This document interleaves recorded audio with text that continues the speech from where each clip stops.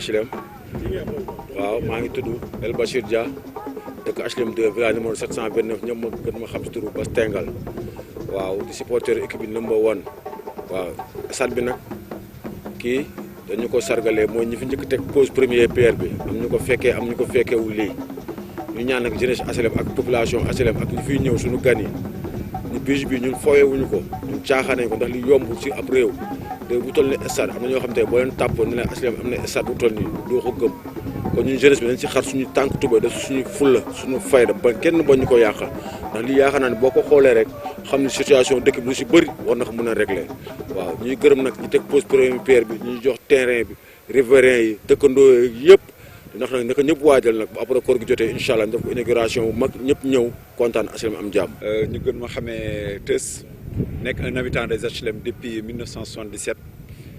nekk doomu gox bi ñëw nag am mbégte ak contentement bu rëy parce que bijou la boo xam ne c'était depuis 2007 ñu siy daw du si xeex pour mën a am lii su yàlla defee nag si magistère u Abdou Sadikh Seck Pape Seck parce que démb dafa baax ñu fàttaliku parce que historique bi terrain bi dafa am nu mu commencé woon depuis si Pape Diop mu amoon yéene pour defar terrain bi yàlla def nag antuwul avec la Socabek suñ demee ba lever équivoque bi pour ñu mën a defar terrain bi si grâce Pape Seck la on a veillé on a discuté ba yàlla def lii mën a am man nag sama dénkaane lan la sama impression mooy lu mel nii dafa laaj entretien dafa laaj ñu boole xol yi parce que benn bijou la boo xam ne HLM 2007 ba tey ni mi ngi si dem topp on devait être parmi les 19 communes yu waroon njëkk am stade municipal boo xam ne gazon synthétique yàlla def na nag c'est pas trop tard yegg si na alhamdulilah bijou la boo xam ne doomu HLM yëpp ñoo ko bokk mi yéeli taare ba Cité Port yàlla def na nag am nañ équipe boo xam ne moo fi nekk mooy élite bi mooy ASC HLM ñu dem am ay difficultés yoo xam ne du génn ba yàlla def na nag am na loo xam ne ñoom ñoo ko moomal seen bopp parce que yàlla def na nawetaan nax saay na ASC bi moo fi nekk ASC bi su fi nekkee nag dafa war a uuf doon kilifa teg lépp ci kàddu ak waxtaan mairie bi accompagner leen ba lépp lu mën a génn rek mu delluwaat ci askan bi wante man sama préoccupation mooy lan mooy entretien bi ñu teg ci comité de gestion boo xam ne ñëpp dinañ ci gis seen bopp ñu bañ ko def affaire yaama neex wala doomu diw la wala affaire mairie la ñu am xam-xam bi nag nekk ñu HLM yàlla dimbal nañ am na ñoo xam ne loolu mooy seen liggéey am nañ ci xam-xam man loolu laa ci am lu ma ciy wax du souhaiter lii mu nekk suñu njiglaay ba HLM fi ñu ko doon séntu mu delluwaat fa moo nekkoon kàddu yi jaajëf. asalaamaaleykum man la Ousmane Sarr ñu may gën a woowee Ousmane Top dëkk HLM 1 359 di doomu Khalifa Sarr waane loolu daal laa amoon lu ma doon présenté wu. stade bi noo gisee. stade bi gis bi nii doon na loo xamante ne nii suñu rêve la woon ñun jeunesse HLM benn dañ ciy gërëm dirigeants yi fi nekkoon les dirigeants sortants ñi nga xamante ne ñoo nekkoon fii ñoom père Seydi Ndoye ñoom Tamsir Ousmane Cissé le président ñoom père Gata Gueye Khalifa Sarr père Omar Diallo et tant d'autres lii seen xel la woon ak seen xalaat ñu dox ci wax ci ba Pape Diop jox leen ko ñu war koo defar ñu nekkoon ci nekk ci ba suñu borom def ñoom ñu jóge fi ñun seeni doom ñëw jël relève bi ànd ak Pape Seck le maire l'ancien maire ñoo àndandoo defar lii ba mu toll fi mu toll est-ce que comprendre nga fi may waxee ñun nag li ñuy lancé appel bi ñuy lancé mooy le maire actuel bi nga xamante ne moo nekk fii muy Moustapha Diop ñu ngi koy woo mu jéem a jàppale ASC bi si côté yëpp côté finance côté matériel jàppale équipe bi mu delluwaat fa mu jóge woon phase Ligue 1 loolu la ñuy ñaan moom mu ñëw jàpp si ba pare tamit lii leen la loo xamante ne ni day dimbale équipe bi mooy équipe bi fi mu doon génn di dem di football yi dafa sori woon tellement que supporters dañu doon bëgg a dem mais duñu mën a dem lii nag instant bii nii supporters yi HLM bi yëpp ñu ngi leen di woo ak ñi nga xam ne dañoo toxu woon sax te dëkk HLM saa yu équipe bi di football ñu ñëw jàppale équipe bi pour ñu delluwaat fi ñu jóge. Mbaye Fall secrétaire général ASC HLM. waaw comme ni ko gars yi waxee rek defe naa lii loo xam ne la dañ ko souhaité woon am depuis 2007 bañ defee pose première pierre yi ba tey les gens rêvent d'avoir un très bon stade alhamdulilah dañuy sant yàlla am nañ ko maintenant li des rek mooy ñu ko lijjanti nag ba mu sotti ñu remercier leen donc muy le maire sortant Ababacar Sadikh Seck donc di lancer un appel au nouveau maire que collaboration bi ak ASC mu continuer comme ni mu demee woon donc parce que c'est un bijou boo xam ne on doit le préserver donc comme ni ko nit ñi waxee rek on attend une collaboration franche de la commune envers l'ASC HLM donc pour que bijou bi mun ko préserver.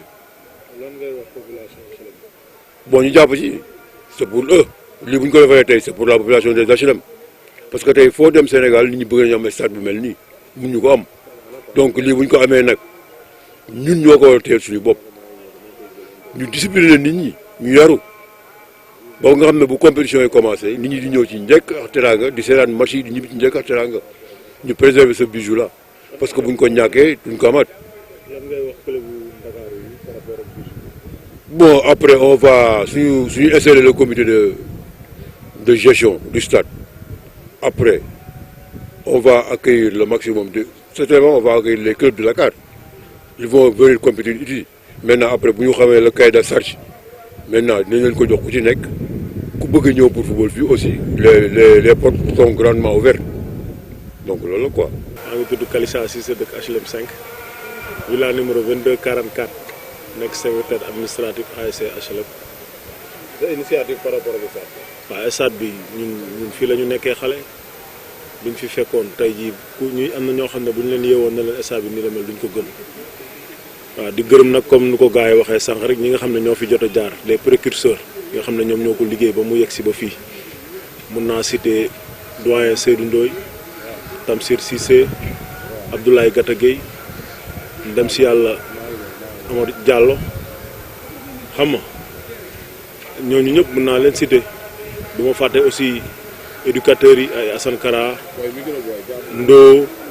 Pekos ak ndem si yàlla Chérif ñooñu ñëpp jaar nañ si terrain bi fii terrain bi tey jii boo gisee ni mu mel fierté la ak contentement bu rëy la bépp doomu HLM am par rapport ak bijou bi di wax population bi pour ñu ñëw coller à l'équipe di gërëm aussi particulièrement Babacar Sadikh Seck le maire sortant Pape Seck di wax maire bu bees bi nga xam ne moom moo fi nekk mu jàppale équipe bi par rapport à ce bijou parce que tey jii équipe bu élite la ñu yor équipe boo xam ne on dépense beaucoup d'argent dañuy dem Mangani Pikine terrain ñaari tali lañ jóge tey fu ne entraîné nañ fa fu ne toltolaan nañ fa pour entraînement tey bu yàlla bu ñu wërsëgalee bijou bi dañ koy sant waaw monsieur le maire nag ñu ngi koy woo équipe bi mu ngi koy woo pour mu jàppale ko bu baax a baax a baax parce que équipe bi soxla na jàppale du bijou bi kese équipe bi soxla na ay moyens financiers yoo xam ne ci municipalité bi la war a jóge ñëw ci équipe bi loolu ñu ngi ko ciy xaar bu baax a baax di def appel solennel à toute la population des HLM et de la zone 3 de l'ODCAV de Dakar ñoom ñi nga xam ne ñoom ñoo wër HLM te HLM bokk ci ñoom ñu ñëw jàppale ñu ci lii nga xam ne entretien bi dafa métti yor bijou bu toll nii ça demande quelque chose ñu ngi woo ñëpp les amis sportifs du Sénégal de la ville de Dakar ñu ngi leen di woo stade bi ubbi na te seen stade la war nekk équipe yëpp ñu ngi leen ci woo merci. waaw salaamaaleykum waa HLM man la Abdoul Aziz Diouf di président ASC HLM waaw maa ngi leen di nuyu kenn ku ci nekk turam ak santam. par rapport à si stade bi quoi comme yéen da ngeen daan loué stade sa objectif si stade bi quoi lan la sa xalaat si stade bi. waaw lii de wax dëgg yàlla tànki kanam la tànki kanam mooy képp ku nekk ci sport rawatina nga bokk ci équipe rawatina nga nekk président équipe lu mel nii ngay ñaan yàlla lii tànku kanam la. parce que ku xam Sénégal xam ni location stade yi ñoo fi nekk équipe yi fi am seen stade bopp bëriwul fayu stade fayu terrain d'entraînement da ngay gis équipe boo xam ne day commencer di 3 premiers jours semaine yi ci terrain suuf la koy entraîner te li reste ci semaine bi terrain gazon lay dem loué ji tey bu la yàlla dimbalee nga am lii sant yàlla la dans un premier temps. léegi lan ngay wax population HLM ak ASC HLM ak maire HLM. waaw lii doole la lii force la mooy suñu. te gis nañ ni yow sa nguur la ñëwee quoi gis nañ bi président bu nekk amul ASC amul stade affaire yooyu yow nga ñëw nekk président nga dal ci stade looy wax quoi qu'est-ce que waa population Sénégal HLM. waaw loolu sant yàlla la parce que àdduna moom loo gis rek continuité la dafa am ñu ko tàmbali woon mérite bi ñoom la ñun man wërsëg bi dama fee fekk rek ñu koy inaugurer système magistère après damay dem keneen ñëw continuer ko comme rek suñu papa yi ñoo ko commencé woon ñoo am mérite suñu papa yi ñoo ci nekkoon di ci xeex Tamsir Cissé su ma tuddee Tamsir Cissé boole naa ñëpp comme maire bi rek su ma tuddee Pape Seck parce que metti woon na difficile woon na naqari woon naa gëm ni lii dina am ginnaaw yàlla ak yonent bi Pape Seck ancien maire des HLM def ci ay jéego yu doy waar Pape Seck recevoir nañu 1h du matin ci stade bi rek keroog bi autorisation de construire bi génne Pape Seck daf ñu recevoir nañu wax leen ñu lan mooy priorité yi ñu ne ko terrain bi aire de jeu bi annexe bi turbine bi versaire yi luminosité bi mu ne ñu loolu dina am bala fii ak décembre da ngeen ci jot yàlla bu dogalee tey lii yëpp yemb bu ñu santee yàlla nañ sant Pape Seck tamit comme continuité la Pape Seck moo commencé un jeune comme ñun un jeune comme moi laay wax maire laa man je suis maire des HLM parce que damay xool sama bopp comme ak maire bi mooy inauguré kon wërsëgam la comme ni mu nekk sama wërsëg parce que bi ñuy xaaj terrain bi di ko waajal def stade man fekkuma fi xalaatu moo nekk président tey maa koy inauguration bi man maay président ASC HLM man la fekk du sama mérite ñu fi nekkoon la inauguration bi maire bu bees la fi fekk muy Moustapha Diop méritu Pape Seck la mais Moustapha Diop moo koy inauguré kon dañuy ñaan yàlla lii nekk loo xam ne jig na équipe bi lii bijou la bijou bu ñu war a sàmm lii nag bu amee pour mu continuer il faut que mu laaj sàmm mu gestion ñu ñaan yàlla mu tegu ci loxo yu baax loxo sportif pour mun ko doxal mun ko jëmal kanam pour HLM gis ci boppam ASC yi nekk ci quartier bi gis ci boppam parce que ASC HLM c'est bien ASC HLM ñu ci bind parce que mooy équipe faño bi mais stade bi stade sportif la parce que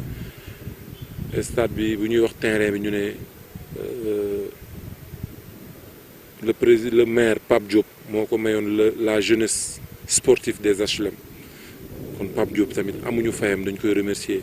yàlla na ko yàlla fay yiw fay ko ci njabootam ci barke yonent yàlla